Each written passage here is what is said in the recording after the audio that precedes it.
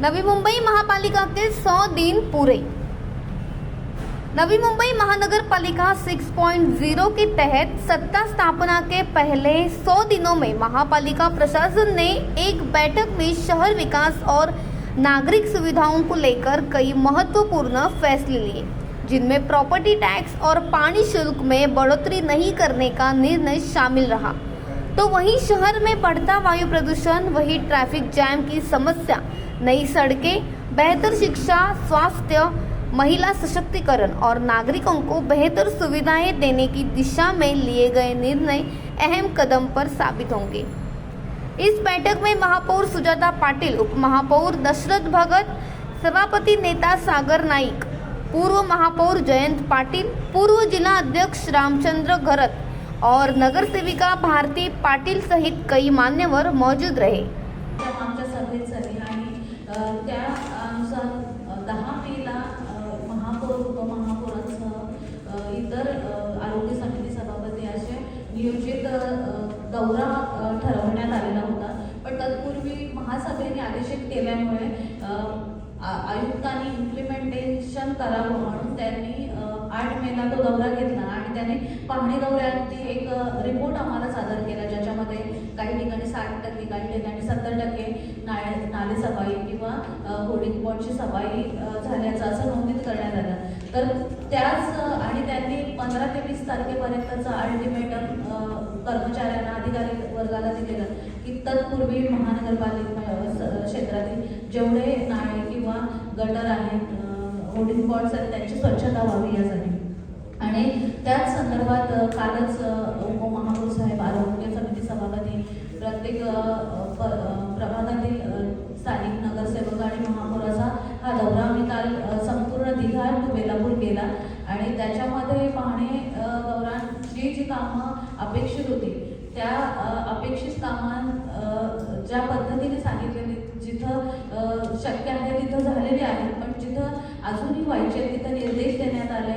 आणि ज्या पद्धतीने MSCB, जिथं MSCBच्या वायर्समुळे रिस्ट्रिक्शन आहे किंवा MIDC मधल्या काही कंपनीमध्ये नाले आतमध्ये घेऊन बंदिस्त केल्यामुळे जिथं सफाई होऊ शकत नाही, तिथं तत्सम प्राधिकरणाबरोबर कोऑर्डिनेशन करून स्वच्छता करण्यात यावी असे निर्देश देण्यात आलेले आहेत। त्याचबरोबर होर्डिंग बोर्ड जे आहेत, जे आपल्या शहराच्या खऱ्या अर्थाने सुरक्षिततेसाठी शिल्पकडून मॅनमेड असे ते आपले होर्डिंग बोर्ड्स आहेत आणि आता मागच्या 20 वर्षात तिथं गाळ साफसफाई झालेली नाही आहे आणि 70 ते 80% गाळ त्या होर्डिंग बोर्ड्समध्ये साचलेला आहे।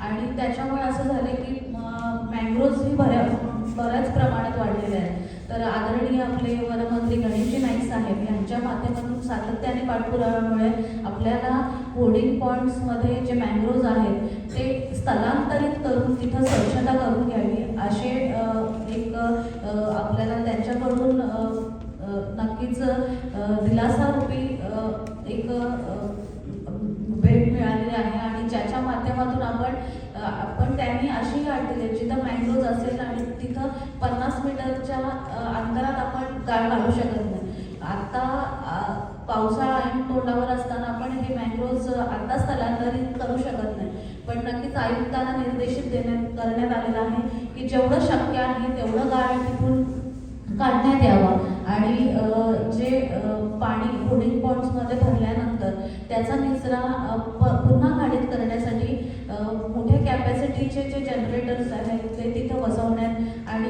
यावेत आणि त्या पद्धतीने तिथं काम सुरू आहे. बेलापूर CBDचं होर्डिंग पॉड असो किंवा वाशीच्या होर्डिंग पॉडमध्ये चांगल्या पद्धतीने ते काम सुरू आहे. त्याचबरोबर बऱ्याच ठिकाणी आता जसं जुईनगरचे होर्डिंग पॉड्स आहेत ते मँग्रोव्हजनी भरलेले आहेत, पण मँग्रोव्हज तिथं असल्यामुळे पाणी धरून ठेवलं जातं. ते पाणी त्याच लेवलला असलेल्या ग्राउंडवर म्हणजे 1 इंचही पाणी तिथं भरलं जात नाही. आणि चुकीच्या पद्धतीने काही वेळा माहिती देऊन असं म्हणजे स्थानिक ग्रामस्थ असो किंवा स्थानिक लोकप्रतिनिधी त्यांनीही सांगितलं की आत्तापर्यंतच्या एकाही वर्षात तिथं पाणी भरलं नाही आहे. खऱ्या अर्थाने ते मँग्रोव्ज पाणी आत येण्यापासून रोखतात आणि ज्या पद्धतीने होर्डिंग पॉट्स गरजेचे आहेत त्याच पद्धतीने मैदानही गरजेचे आहेत. कारण आपली मुलं मैदानी खेळ खेळलेच नाहीत तर ते मोबाईल आणि टीव्हीच्या आहारी जाते आणि नक्कीच आपल्याला मैदानांपेक्षा नंतर हॉस्पिटल्सची जास्त आवश्यकता पडेल कारण आरोग्यावर त्याचे दुष्परिणाम होतील. तर अशा पद्धतीने कालचा दौरा झाल्यानंतर अजून डेंग्यू आणि मलेरियाचे साथीचे आजार पावसाळ्यामध्ये बळावतात. तर त्यासाठीही आपल्या महानगरपालिकेच्या माध्यमातून आपण जे जनजागृती मोहीम तर 16 तारखेला डेंग्यू दिवस होता आणि त्या दिवशी आपण ती मोहीम सुरू केलेली आहे आणि आता प्रत्येक प्रभागाने ते जनजागृती मोहिमा तसेच कशा पद्धतीने आपण ते डेंग्यूला मलेरियाला रोखू शकतो त्या संदर्भात आपले आरोग्य विभागातील अधिकारी आणि कर्मचारी नक्की स्थानिक नागरिकांना जनजागृती करून देतील आणि त्या पद्धतीने ते कार्य त्या दिवसापासून सुरू केलेलं आहे. तर नक्कीच अशा पद्धतीने आपण हे जे खूप महत्त्वाचे असे धोरणात्मक निर्णय नवी मुंबईकर जनतेच्या गरजेचे होते ते आम्ही 100 दिवसामध्ये घेतलेले आहेत. त्याचबरोबर आणखी बरेच छोटी मोठी कामं सभागृहाच्या माध्यमातून मंजूर केलेली आहेत. पण आपल्याला नवी मुंबईच्या जनतेच्या हिताचे जे महत्त्वाचे विषय आहेत ते मी थोडक्यात सांगितलेले आहेत. आपल्याला कोणाला या संदर्भात काही माहिती विचारायची? मला विचारायचं आहे मुस्लिम परिषदमध्ये पहिले तुमचं अभिनंदन की तुम्ही पहिल्या दिवसात 100 दिवसामध्ये तुमच्या नेतृत्वाखाली जे काही प्राधान्याने जे विषय सोडवले त्याबद्दल तुमचं धन्यवाद. कर्मचाऱ्यांच्या अनुषंगाने सन्माननीय महापौर यांना विनंती करेल की आपण पत्रकार परिषदेला पत्रकारांना संबोधित करा. नमस्कार. सर्वप्रथम तर आजच्या या पत्रकार परिषदेमध्ये आपल्या सर्वांचं स्वागत. आज नवी मुंबई महानगरपालिका 6.0 असं मी ह्या पत्रकार परिषदेला आणि ह्या कार्यक्रमाला नाव दिलेलं आहे आणि आपल्या म्हणजे महापौर स्थानापन्न झाल्यानंतर महापालिका सुरुवात झाल्यापासून 100 दिवसांचा कार्यकाळ परिपूर्ण झालेला आहे आणि आपल्या सर्वांच्या माध्यमातून नेहमीच ह्या 100 दिवसांमध्ये विविध जे कार्य महानगरपालिकेच्या माध्यमातून झालेलं आहे ते जनतेसमोर नेण्याचं जे काम आपण नेहमी केलेलं आहे त्याबद्दल खरंच मनापासून आपले सगळ्यांचे आभार. आपल्या आदरणीय देशाचे पंतप्रधान नरेंद्रजी मोदी साहेब, आपले राष्ट्रीय अध्यक्ष नितीनजी नवीन, महाराष्ट्राचे मुख्यमंत्री देवेंद्रजी फडणवीस साहेब, आपले प्रदेशात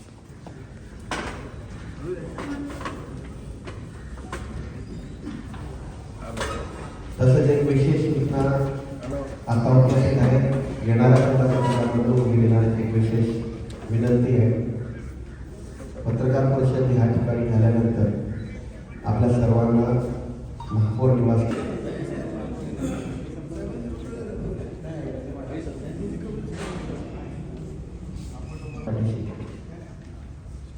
जी उभी केली त्याला साजेसं असं धोरण लोकहिताय धोरण जे आम्ही घेतले त्याची परिपूर्ण माहिती आपल्याला देणं आपल्या माध्यमातून रेल्वेच्या जनतेला देणं क्रमप्राप्त असल्या कारणाने आपल्या सर्वांनी इथं आम्ही निमंत्रण केलेलं आहे.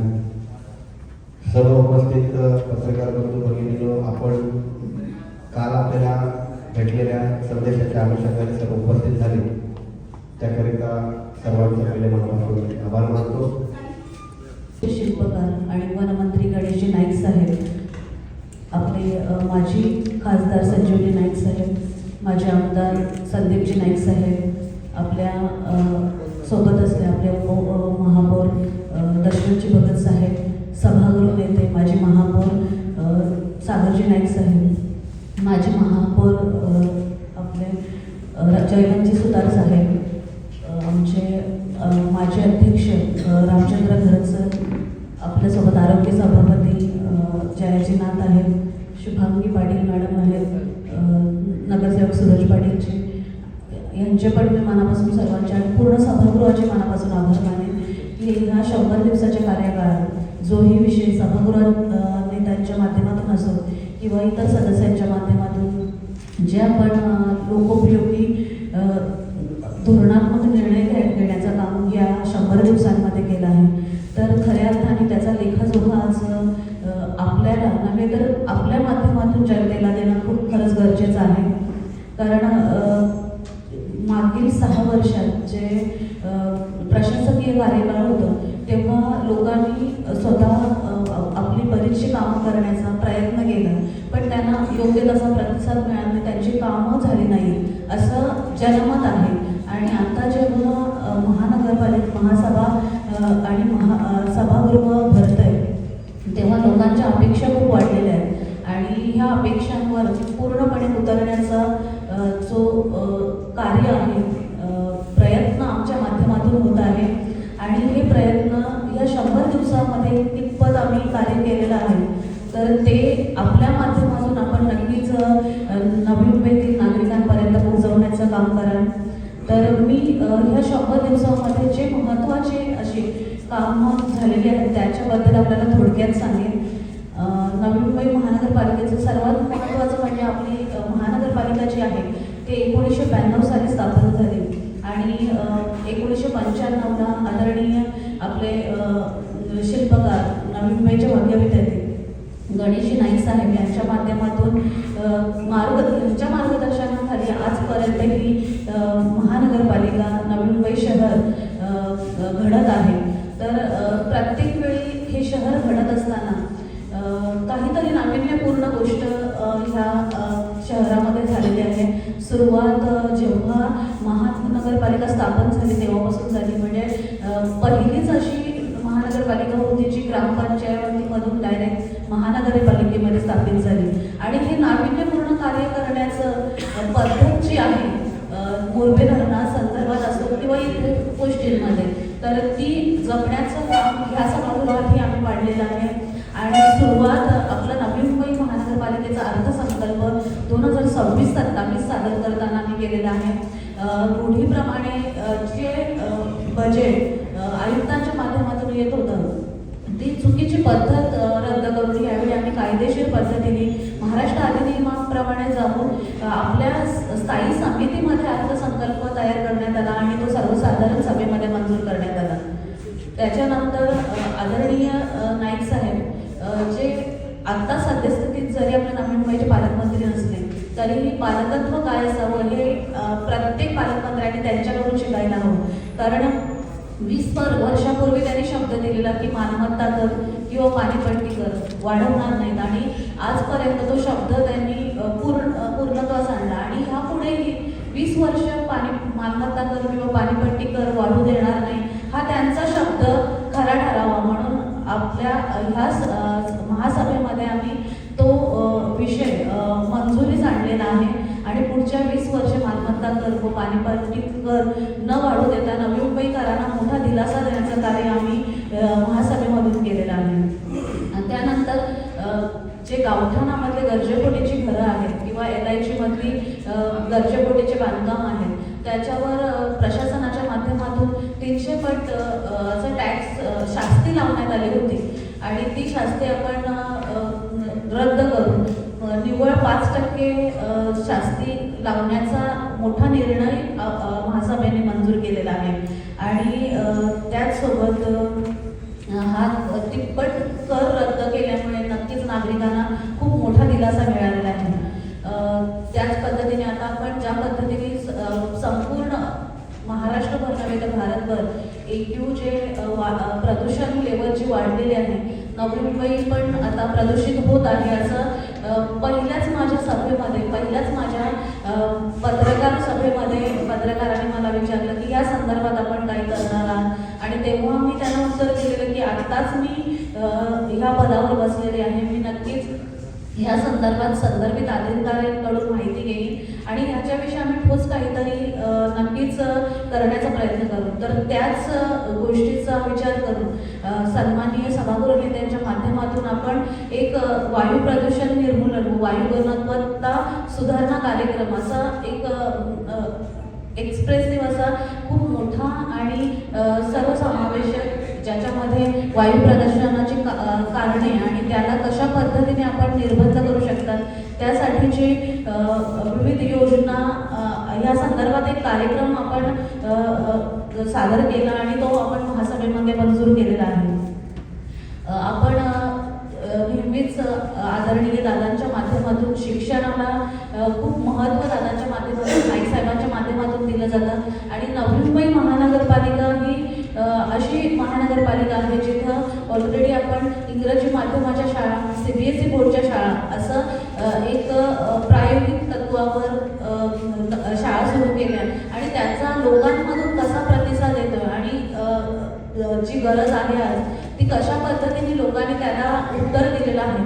तर त्या लोकांकडूनच आलेल्या मागणीच्या दृष्टिकोनातून आपण शिक्षण रूपांतर धोरण 2026 महासभेपुढे सादर केला, ज्याच्या माध्यमातून आपण नवी मुंबईतल्या जेवढ्या आपल्या पालिकेच्या शाळा आहेत त्या सगळ्या इंग्रजी माध्यमाच्या करतोय आणि त्याच्यामध्ये हा विषय मांडत असताना विरोधकांनी विरोध केला आणि बहुतांश सभा घेतल्या, बऱ्याच ठिकाणी ह्याचा गाजावाजा केला, पण ह्याला उत्तर स्वतः नवी मुंबईकर नागरिकांनी दिला.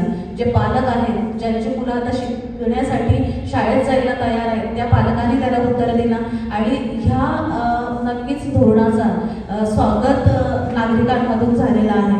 अशा पद्धतीचा खूप महत्त्वपूर्ण म्हणजे इंग्रजीची गरज ओळखता आणि मराठी आपली मातृभाषा आहे तर मराठी विषय कंपल्सरी ठेवून आपण इंग्रजी माध्यमाच्या शाळा सुरू करतो. अशा पद्धतीचं धोरण महासभेमध्ये आपण मंजूर करून घेतलेलं आहे. त्याचबरोबर आज एक महिला महापौर म्हणून दादांनी, नाईक साहेबांनी जी संधी मला दिली, तर नक्कीच नाईक साहेबांच्या माध्यमातून नेहमीच सांगण्यात आलं की कार्यकाळ किती मोठा आहे ह्यापेक्षा ह्या तुमच्या कार्यकाळामध्ये तुम्हाला कुठलं उत्कृष्ट कार्य करून दाखवता येईल या संदर्भात आणि नेहमीच नाईक परिवाराकडून मला ह्या बाबतीत मार्गदर्शन करण्यात येतं की कशा पद्धतीने आपण आपल्या कार्यकाळामध्ये जास्तीत जास्त चांगलं काम करू शकतो. असंच एक आदरणीय नाईक साहेबांच्या माध्यमातून महिला दिनी महिलांसाठी एक योजना आपण जाहीर केली, ज्याच्या माध्यमातून आपला समाज विकास विभाग आणि परिवहन विभाग यांच्या माध्यमातून आपण 400हून अधिक महिलांना बस चालक म्हणून ट्रेनिंग देऊन त्यांना परिवहनमधून आपल्या नवी मुंबईची नवी मुंबई बस सेवा आहे, NMMT जिला म्हणतो, जी आपल्या शहराची रक्तवाहिनी आहे, त्याच्यामध्ये महिलांना रोजगार उपलब्ध करून देण्याचा मोठा निर्णय आपण महासभेच्या माध्यमातून घेतलेला आहे आणि लवकरच या महिलांना आपण समाज विकास आणि परिवहनच्या माध्यमातून ट्रेनिंग देऊन बस चालक म्हणून आपण नियुक्त करणार आहोत.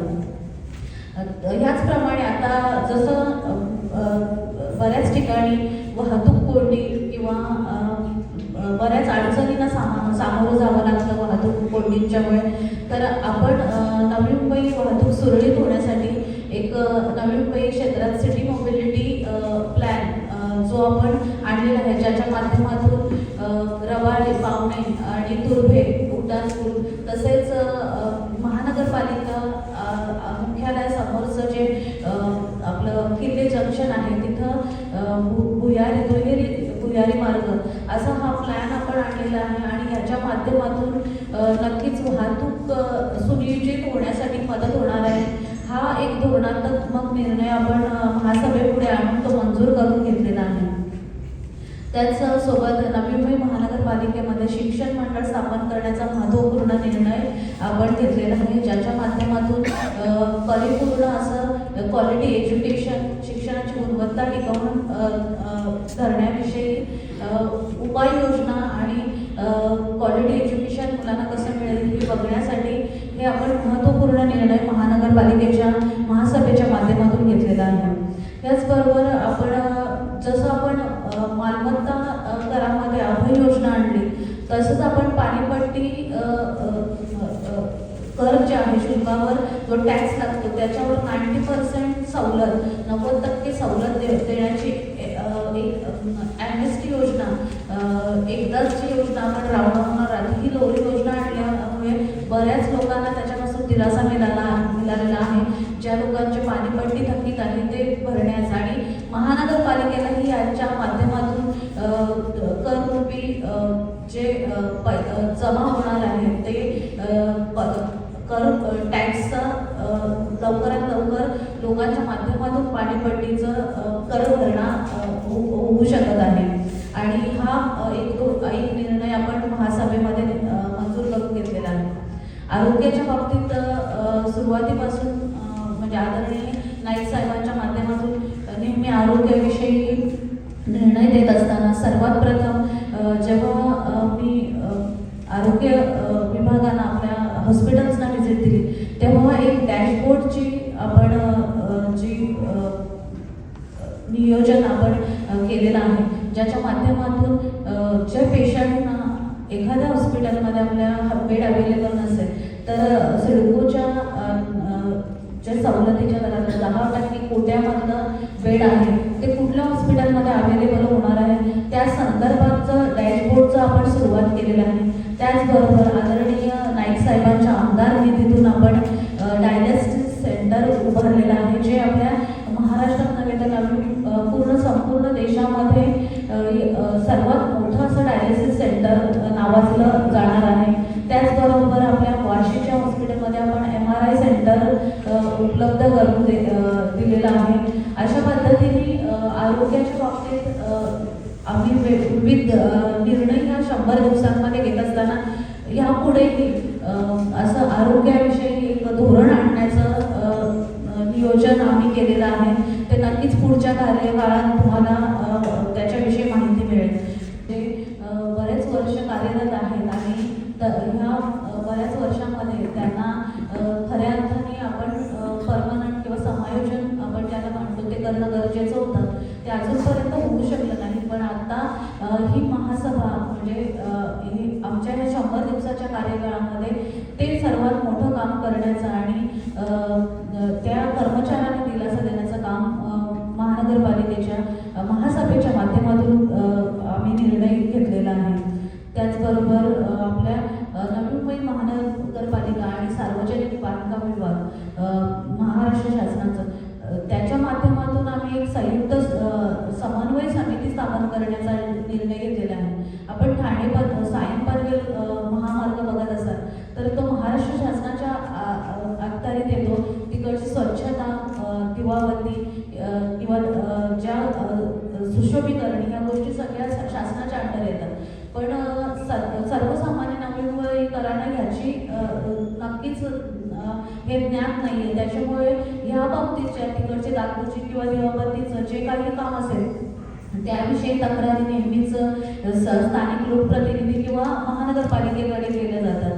तर ह्या गोष्टींना तत्काळ त्या व्यवस्थित करण्यासाठी किंवा सायन पनवेल महामार्गावर पायाभूत सुविधा, दिवाबत्ती किंवा रस्त्याचं स्वच्छतेचं काम असेल, सौंदर्यीकरणाचं काम असेल, हे महानगरपालिकेच्या माध्यमातून व्हावं. तसेच तिथं जे जाहिराती फलक वगैरे आहेत त्यांच्या माध्यमातून महानगरपालिकेला टॅक्स रूपी कर मिळावा, यासाठी आपण एक संयुक्त समितीचं गठन करतो, ज्याच्या माध्यमातून आपण समन्वय चालून जो सायन पनवेल महामार्गाचा जो भाग आपल्या नवी मुंबईमध्ये येतो त्यासाठी आपण त्या काम करणार आहोत. आणि त्या माध्यमातून जे पण जाहिरातीचा जो काही कर आपल्याला मिळणार आहे तो महानगरपालिकेला अशा पद्धतीने एक संयुक्त समिती गठीत करण्यात येणार आहे, ज्याच्या माध्यमातून हे कार्य केलं जाईल. आता ह्या संदर्भातही निर्णय आम्ही ह्या 100 दिवसाच्या आत घेतलेला आहे. आता ज्या पद्धतीने आता आर्थिक दृष्ट्या दुर्बल घटक कंट्रोल नियम अंतर्गत जी कामं आहेत ती मागील काही वर्षामध्ये महानगरपालिकेच्या माध्यमातून बंद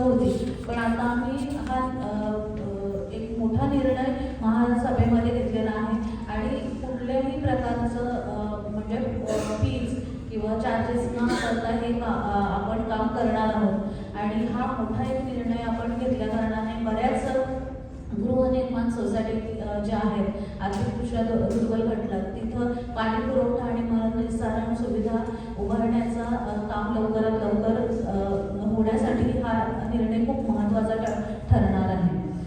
नवी मुंबई महानगरपालिकेचे परिवहन विभागाचे जे कर्मचारी आहेत त्यांचाही वेतन वाढीचा जो ठराव आहे तो महासभेमध्ये आम्ही मंजूर केलेला आहे. त्याचबरोबर जे कर्मचारी 58व्या वर्षी निवृत्त होणार आहेत त्यांचं निवृत्ती वय 60 वर्ष करून त्यांनाही 2 वर्ष अधिक सेवा करण्याचा एक संधी आणि त्याच माध्यमातून नवी मुंबई महानगरपालिकेतील अनुभवी असे कर्मचारी अधिक 2 वर्ष कार्यरत राहतील यासाठी आम्ही सभेच्या माध्यमातून हा एक मोठा ठराव मंजूर करून घेतलेला आहे. त्याचबरोबर नवी मुंबई क्षेत्रातील महानगरपालिका क्षेत्रातील जे विद्यार्थी प्रायव्हेट स्कूलमध्ये शिकतात अशा इयत्ता 1ली ते पदवीधर विद्यार्थ्यांना, मागासवर्गीय विद्यार्थी असो किंवा आर्थिकदृष्ट्या दुर्बल घटकातील विद्यार्थी, विधवा घटस्फोटित महिलांच्या मुलांसाठी जे महानगरपालिका असताना पुणेवर सफाई कामगार कंत्राटी पद्धतीवर काम करणाऱ्यांची मुलं यांच्यासाठी आपण शिष्यवृत्ती वितरणासाठी मंजुरी महासभेमध्ये मिळवलेली आहे. त्याचबरोबर जे दिव्यांग विद्यार्थी आहेत त्यांच्या पालकांना शिक्षणासाठी आणि प्रशिक्षणासाठी आर्थिक सहाय्य देण्याचं आपण महासभेमध्ये मंजुरी दिलेली आहे. त्याचबरोबर राष्ट्रीय निवृत्ती योजना जी आहे ज्याचा नवी मुंबई महानगरपालिकेमध्ये नव्याने नियुक्त होणारे अधिकारी कर्मचारी तसेच शिक्षक व शिक्षकेतर कर्मचारी यांना राष्ट्रीय निवृत्ती वेतन योजना लागू करणे तसेच दिनांक 1/11/2025 रोजी किंवा त्यानंतर नवी मुंबई महानगरपालिकेमध्ये नियुक्त झालेल्या अधिकारी कर्मचारी तसेच शिक्षक व शिक्षकेतर कर्मचारी यांना लागू असलेली परिभाषा अंशदान निवृत्ती वेतन योजना केंद्र शासनाच्या राष्ट्रीय निवृत्ती वेतन योजनामध्ये वर्ग करण्याचा प्रस्ताव महासभेमध्ये मंजूर करून घेण्यात आलेला आहे.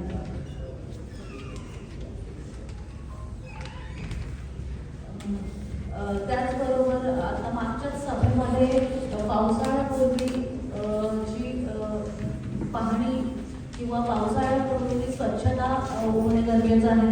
जसं आपले नाले असतील, शिक्षण मंडळाची स्थापना असेल किंवा सिटी मोबिलिटी प्लॅन असेल, त्याचबरोबर जे पावसाळ्यापूर्वीची पाहणी दौरा असेल या संदर्भात 100 दिवसामध्ये बऱ्याच गोष्टींचं नियोजन जे लोकांसाठी गरजेचं आहे त्या पद्धतीने आपल्या महानगरपालिका महासभेच्या माध्यमातून विविध असे ठराव मंजूर करण्यात आलेले आहेत आणि लोकांच्या हिताच्या ज्या गोष्टी 100 दिवसामध्ये जास्तीत जास्त करता येतील त्या करण्यावर आमचा जास्त फोकस होता आणि ह्या 100 दिवसामध्ये जरी बऱ्यापैकी कामं आमच्या माध्यमातून झाली आहेत तरीही आम्ही समाधानी नाही आहोत. कारण ही सुरुवात आहे. बऱ्याच गोष्टी बराच वेळ हा वेगवेगळ्या समिती गठीत करण्यात किंवा बजेटमध्ये किंवा वेगवेगळ्या सभांमध्ये गेलेल्या आहे. ह्या पुढील येणाऱ्या 100 दिवसांमध्ये ह्याहूनही अधिक दुपटीने नव्हे तर तिपटीने काम करण्याचा आमचा मानस असणार आहे. पण लोकांसमोर आम्ही 100 दिवसांमध्ये काय केलं हे जनसामान्यांना माहीत असणे गरजेचं आहे. कारण त्यांनी आम्हाला या निवडून दिलेलं आहे, त्यांनी आम्हाला या खुर्चीवर बसवलेलं आहे आणि त्यांची निवड कशा पद्धतीने योग्य आहे हे त्यांना कळणं गरजेचं आहे. आणि आपण पत्रकार जो आपला लोकसभेचा 4था स्तंभ आहात तर नक्कीच आपल्या माध्यमातून ह्या गोष्टी जनतेसमोर जातील आणि आमच्या माध्यमातून जे कार्य घडलेलं आहे ते नक्कीच लोकांच्या उपयोगाचं आहे आणि ते त्यांना कळून दाखवून देण्यात आपली साथ आम्हाला नक्कीच मॅडम, बरेच महत्त्वाचे निर्णय घेण्यात आले आहेत पण काहीची अंमलबजावणी अजूनही झालेली नाही, त्यामुळे कुठेतरी टीका होते. नक्कीच निर्णय जे महासभेने घेतलेले आहेत ते अंमलबजावणीचं काम प्रशासनाचं आहे आणि त्या पद्धतीने त्यांच्याकडून ते काम करून घेण्याची जबाबदारी नक्कीच आमची असणार आहे आणि त्या पद्धतीने वेळोवेळी त्यांना आदेशित केलं जात आहे. आता प्रशासकीय कार्यकाळातून बाहेर निघायला अधिकारी वर्गाला थोडा वेळ लागतो पण नक्कीच ह्यापुढे जी गरजेची कामं आहेत जी मंजूर केलेली आहेत त्याची अंमलबजावणी नक्कीच लवकरात लवकर होणार. इंग्रजी माध्यम शाळा सुरू करण्याच्या निर्णयामुळे सत्ताधारी पक्षावर विरोधकांनी भरपूर टीका केलेली आहे किंवा हा निर्णय मराठीला डावलण्यासाठी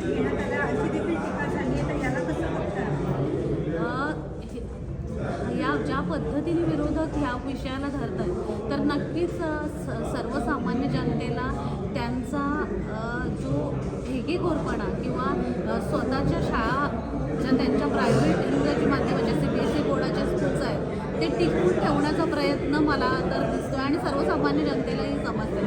कारण इंग्रजी माध्यमाचे शिक्षण सर्वसामान्य मिळणं हे आज कालाची गरज आहे. आता आपण 10वी नंतरचं शिक्षण मराठी मीडियममधून शिक्षण घेतलेले विद्यार्थी जेव्हा पुढच्या आयुष्यात त्यांचं शिक्षण घ्यायला निघतात तेव्हा कुठेतरी मराठी भाषेमधून शिक्षण घेण्याला नक्कीच नकार नाही आहे. कारण मराठी भाषेतून शिकलेला विद्यार्थी पुढे सक्सेसफुल होत नाही अशातला भाग नाही आहे. कारण मी स्वतः मराठी मीडियममधून शिक्षण घेतलेलं M.Com झालेलं आहे माझं. पण जेव्हा 11वीमध्ये म्हणजे पुढच्या शिक्षणासाठी इंग्रजी माध्यमातून शिक्षण घेण्याची जेव्हा सुरुवात होते तेव्हा कुठेतरी भाषेच्या अभावी आणि जागतिक दर्जाच्या स्पर्धेमध्ये जेव्हा आपल्याला खरं उतरायचं आहे तर नक्कीच इंग्रजी माध्यमाचं शिक्षण आणि इंग्रजी भाषा येणे फ्लुएंटली येणे खूप गरजेचं आहे. तर नक्कीच त्यावेळी विद्यार्थी कुठेतरी आत्मविश्वास गमावतो आणि जो विद्यार्थी आधी 10वीपर्यंत 90% जास्त मार्क्स मिळवतो तो कुठेतरी 11वी-12वीला 70% वर येतो. एवढा आत्मविश्वास तो गमावतो आणि आज जर आपल्याला जगात पुढे आपलं अस्तित्व टिकून ठेवायचं आहे तर ही जागतिक दर्जाची भाषा जी इंग्रजी आहे ती प्रत्येकाला येणे गरजेचं आहे. मराठी भाषा आपली मातृभाषा आहे आणि त्याचा अभिमान हा प्रत्येक मराठी भाषिकाला असणार आहे. आणि आपल्या घरांमधून आपण आपल्या आजी आजोबांपासून आपल्या आईवडिलांपासून मराठी भाषा जन्मापासून शिकतो पण इंग्रजी भाषा पुढच्या अस्तित्वासाठी विद्यार्थ्यांना खूप गरजेची आहे. आणि सर्वसामान्य नक्कीच हे चुकीचं आहे. महाराष्ट्र अधिनियम जे आहे ते सर्व महानगरपालिकांना कशा पद्धतीने कायदेशीर काम करावं ह्यासाठी ते बनवलेलं आहे. आणि प्रत्येक लोकप्रतिनिधीला पहिल्या सत्राच्या वेळी ती पुस्तकं दिली जातात आणि त्या पुस्तकांच्या माध्यमातून कुठली गोष्ट कशा पद्धतीने कायदेशीर करावी आणि आयुक्तांना असेल किंवा अधिकाऱ्यांना कितपत अधिकार आहेत त्याचबरोबर लोकप्रतिनिधी किंवा महापौरांना कुठले अधिकार आहेत ते त्याच्यामध्ये स्पष्ट केलेलं आहे. आणि आम्ही ज्या सभा आत्ता चालवत आहोत ते अधिनियमाच्या कायदेशीर पद्धतीनेच चालवत आहोत. तिथं कोणाचाही अधिकार डावलण्याचा नक्कीच प्रयत्न आम्ही करत नाही. तदर्थ समितीच्या माध्यमातून आता जी काही चौकशी किंवा काय होणार आहे काय वाटतं तुम्हाला काय निष्पन्न होईल? सर्वसामान्य नवी मुंबईकर जनतेला म्हणजे जसं लोकप्रतिनिधी म्हणून आम्हाला माहीत आहे तुम्ही पत्रकार म्हणून तुम्हालाही कल्पना आहे सर्वसामान्य जनतेला पूर्णपणे माहिती आहे की मागील 5 वर्ष प्रशासकीय कार्यकाळ जो झाला त्याच्यामध्ये नक्कीच काहीतरी घोटाळे झालेले आहेत. कारण जेव्हा आपल्या लोकांना कोरोनाच्या वेळी इंजेक्शनची गरज होती ते आपले इंजेक्शन चोरीला कसे जातात किंवा जेव्हा आपलं पूर्वेदय आपल्या मालकीचं असूनही आपलं पाणी आपल्याला उपलब्ध न होता दुसरीकडे कसं चोरीला जाते मी ह्या गोष्टी सर्वसामान्य लोकांना त्यांनी भोगलेल्या आहेत. त्याच्यामुळे नक्कीच ह्या समितीच्या माध्यमातून हे घोटाळे समोर येतील आणि सर्वसामान्य नवी मुंबईकरांना न्याय